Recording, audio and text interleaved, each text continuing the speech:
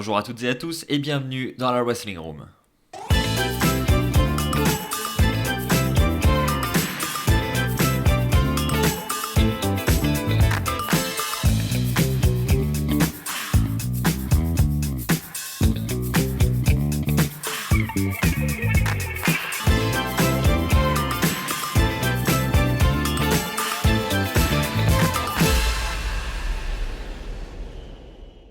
Nous nous retrouvons donc pour l'épisode numéro 2 de la Wrestling Room, une émission où on garde la proximité avec les abonnés. Vous avez pu me poser toutes vos questions dans les commentaires de l'épisode numéro 1, j'en ai relevé quelques-unes et on va y répondre ensemble.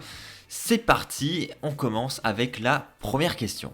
On me demande ce que je pense de l'éventuelle confrontation entre Seth Rollins et CM Punk. Alors pour ceux qui n'ont pas suivi, vous le savez, on a notre ami Rollins qui a défié à plusieurs reprises sur les réseaux sociaux CM Punk à la suite de l'annonce de son retour dans le monde du catch et plus particulièrement sur la Fox où il est présent dans l'émission de la WWE Backstage. Eh bien, Seth Rollins s'est dit pourquoi pas challenger CM Punk et lui donner envie de revenir dans le ring. Et c'est donc là qu'il a... Ah ouais, t'étais en plein live, non? Oui. Bah, tu leur dis bonjour hein, à la caméra. La forme? C'est le chef qui vous parle là. Voilà, c'est les aléas du direct. Excusez-moi pour cette petite interruption, on remercie Aurélien au passage. Donc je parlais de notre ami Seth Rollins qui a défié CM Punk de nombreuses fois sur les réseaux sociaux. Il a même abordé le cas CM Punk en live à Raw. Enfin bref, on le sait, Rollins veut CM Punk dans le ring. Et donc on en vient effectivement à se poser des questions. Est-ce qu'on aura ce match entre Rollins et CM Punk ? En réalité, si CM Punk revient dans le monde du catch, je vais dire oui, on aura ce match. Pour moi, c'est inévitable. CM Punk Rollins, ça doit être dans les plans des officiels si CM Punk doit faire son retour. Pour moi, c'est une certitude. Et d'ailleurs, je pense que Rollins l'a très bien compris. Je pense que c'est d'ailleurs pour ça aussi qu'il tease dès maintenant ce match et qu'il tacle CM Punk sur les réseaux. Il sait très bien que si on lui offre CM Punk en tant qu'adversaire, ça va buzzer et puis Rollins va reprendre du spotlight, clairement, surtout si c'est le premier adversaire de CM Punk lors de son retour. Ça va être un gros buzz, donc Rollins a envie d'être impliqué avec CM Punk, ça se comprend. Maintenant, est-ce qu'on va avoir le match ? Oui, je pense. Tout va dépendre de si oui ou non CM Punk va faire son retour à la WWE pour commencer. Et honnêtement, j'en ai déjà parlé, mais je pense que oui, CM Punk est quand même de plus en plus proche de la WWE. Et puis il a clairement dit qu'il n'était pas contre. Donc après tout, je pense que la WWE va faire le premier pas et je pense que le retour de CM Punk est effectivement assez proche. HBK Shawn Michaels est-il le meilleur catcheur de l'histoire ? Pour moi, oui. Quelle est la vidéo que tu as le plus aimé faire ? Alors là, c'est assez compliqué, honnêtement, parce que honnêtement, je prends du plaisir dans toutes les vidéos. Après, forcément, il y en a que j'ai sûrement préféré faire que d'autres. Maintenant, très très dur de choisir. J'aime beaucoup tourner les vlogs avec Aurélien dès qu'on est en voyage quelque part. Enfin voilà, c'est le kiff du voyage, c'est le kiff de transmettre tout ça en vidéo. Franchement, c'est un immense plaisir à chaque fois. Particulièrement le voyage de cette année à WrestleMania où on a fait un road trip vraiment assez exceptionnel où on est parti la semaine d'avant WrestleMania, on a fait les shows d'avant WrestleMania, on est allé à Stamford au quartier général, ensuite on a fait tous les access, Hall of Fame, Mania, enfin bref, on a vraiment fait un voyage de fou. Et on a tout capturé en vidéo, on a essayé de vous faire des vlogs pour tout ça. D'ailleurs les vlogs sont disponibles sur la chaîne si vous ne les avez pas vus, donc je vous invite à aller les voir. Ça c'était un gros kiff. Les petits aussi, les petits clips qu'on filme souvent avant de partir, avec des petits scénarios, etc. Comme la vidéo qu'on avait fait quand on a été voir le Taker à Londres. Voilà, on avait fait une petite vidéo promotionnelle. Ça aussi avec des petits scénarios sympas. On avait assez rigolé avec Aurélien quand on avait fait ça. Et puis je pense aussi à toutes les émissions que j'ai pu faire avec les chroniqueurs. C'est vrai que ça manque parfois, on a envie de se relancer dedans. Après, comme je l'ai dit, ça demande beaucoup de temps, etc. Mais c'était quand même à chaque fois du kiff. On passait des bonnes soirées tous ensemble. C'était également très agréable à tourner. Donc voilà, très très dur de choisir une vidéo particulièrement. Voilà. tu as à peu près les concepts que je préfère, à savoir vlog, les petites émissions en direct comme on faisait, mais les reviews d'euros, etc. Je prends également beaucoup de plaisir à vous partager mon avis. Bref, de manière générale, cette chaîne, c'est vraiment un kiff. Roméo qui me demande ce que je pense de Bailey actuellement, eh ben j'en pense beaucoup de bien. Honnêtement, j'attendais que ça moi, et je pense que je suis pas le seul à avoir attendu que ça. Bailey en mode je fais des câlins à toutes les petites filles dans le public, ça marchait pas, ça marchait plus. Je sais même pas si ça a marché un jour, sûrement à ses débuts. Je pense qu'à la NXT, etc. C'est vrai qu'au début c'était nouveau, donc voilà, ça marchait auprès des enfants. Maintenant, aujourd'hui, dans le roster principal, à chaque fois qu'elle avait un titre, ça ne fonctionnait pas. Bailey avait des règnes vraiment mauvais à chaque fois, hein, je vais employer ce terme-là, parce que pour moi c'était le cas. Et puis son dernier règne aussi, enfin son avant-dernier règne était mauvais aussi, depuis qu'elle a remporté la mallette à Money in the Bank. Et là, avec son nouveau look, avec sa nouvelle musique, avec sa nouvelle attitude, franchement, on a quelque chose de nouveau. Bailey, elle a vraiment quelque chose actuellement et elle est beaucoup moins ennuyante que ce qu'elle était avant avec son ancien personnage. Donc clairement, moi je suis hyper content de la nouvelle Bailey et je trouve que c'est une excellente chose d'avoir fait ce changement et d'avoir osé le faire, parce que je pense que les officiels ont dû hésiter longuement, parce que Bailey était quand même du côté des enfants, du côté des jeunes fans, une superstar importante. Donc je veux dire, c'est un peu trahir l'image de Bailey auprès de ses enfants. Donc il y avait quand même un risque. On se souvient notamment de cette vidéo de cet enfant qui pleure quand Bailey détruit ses tubes gonflables lors de son entrée. Enfin bref, c'était risqué, ils ont osé le faire et franchement c'est une très bonne chose. Alors on me demande pourquoi j'ai commencé YouTube et combien de temps YouTube me prend par jour ou par semaine. Alors, pourquoi j'ai commencé YouTube? Franchement, j'en ai pas la moindre idée. Enfin, je sais pourquoi, mais comment je me suis dit un jour, comment j'ai eu le déclic, en fait, ça, je m'en souviens pas.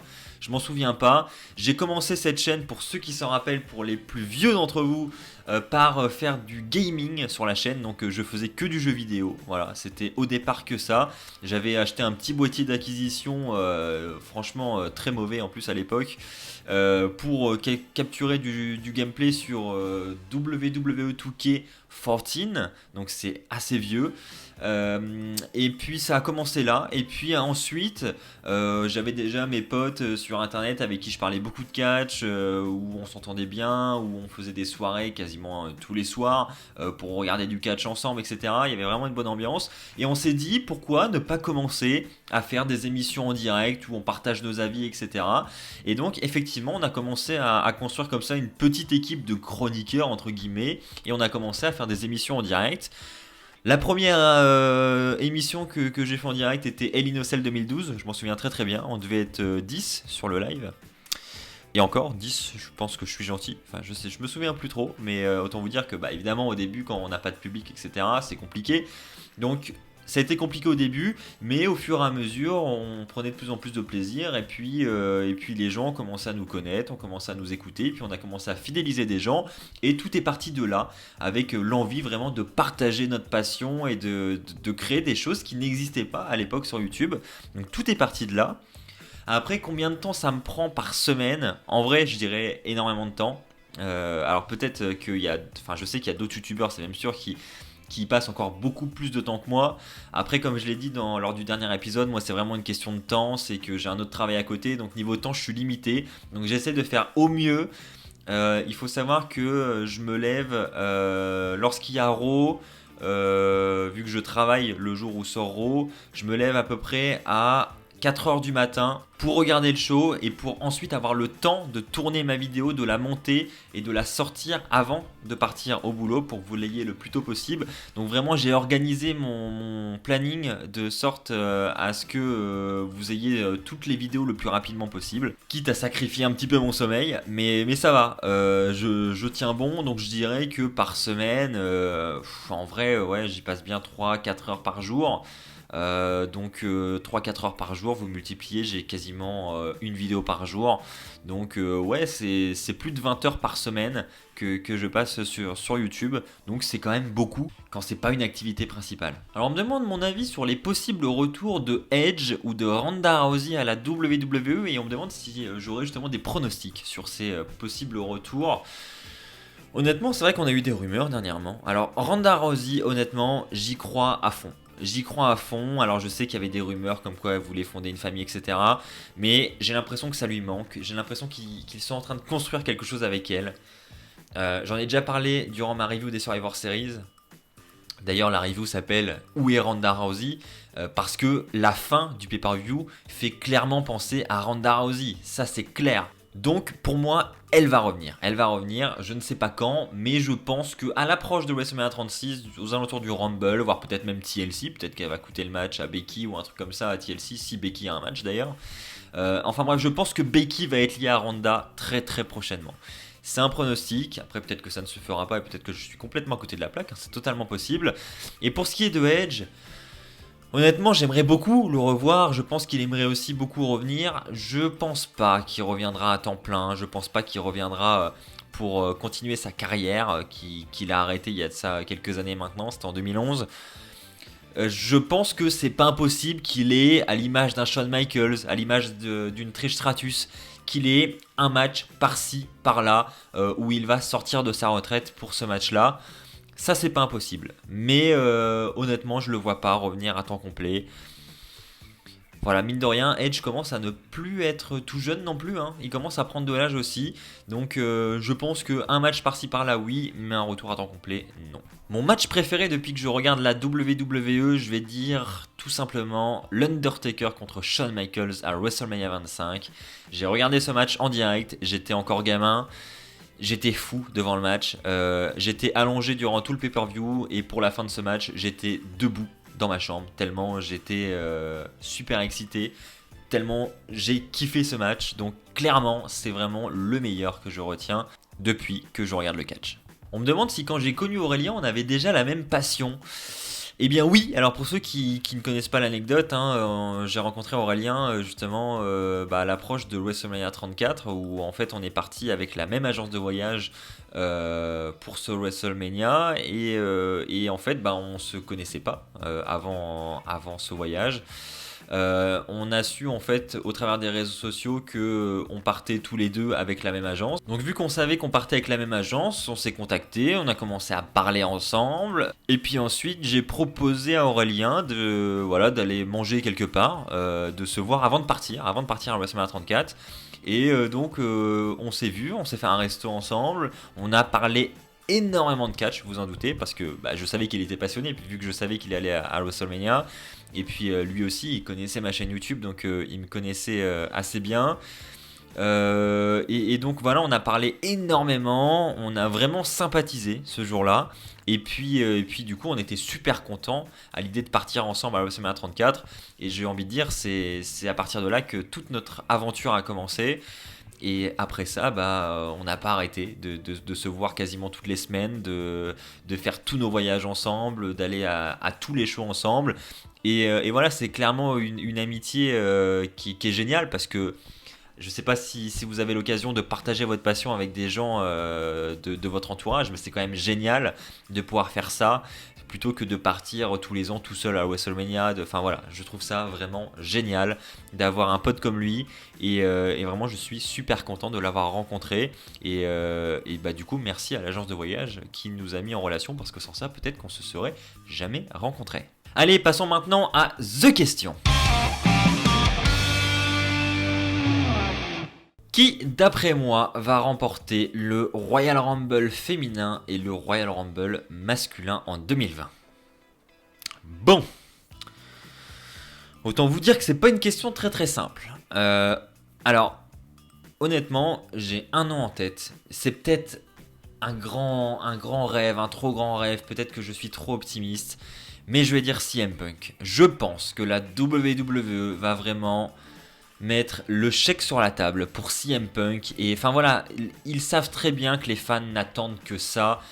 Ils peuvent pas passer à côté de ça, ça va être une grande ovation, ça va être une grande pop, ça va donner beaucoup de hype autour de cette Road to WrestleMania 36, donc ils ne peuvent pas passer à côté. Si CM Punk doit revenir, le Royal Rumble 2020 est la parfaite occasion. Donc je vais dire CM Punk, je vais y croire et j'espère que ce sera le cas. Sinon, honnêtement, cette année, j'ai absolument aucune idée du potentiel vainqueur. C'est tant mieux, j'ai envie de vous dire, parce que les années précédentes, c'était un petit peu spoilé à l'avance. Plusieurs mois avant, on savait déjà qui allait gagner, donc là, c'est clairement dommage. Là, il y a du suspense, donc c'est déjà une bonne chose. Donc je dirais CM Punk côté masculin et côté féminin, c'est très difficile.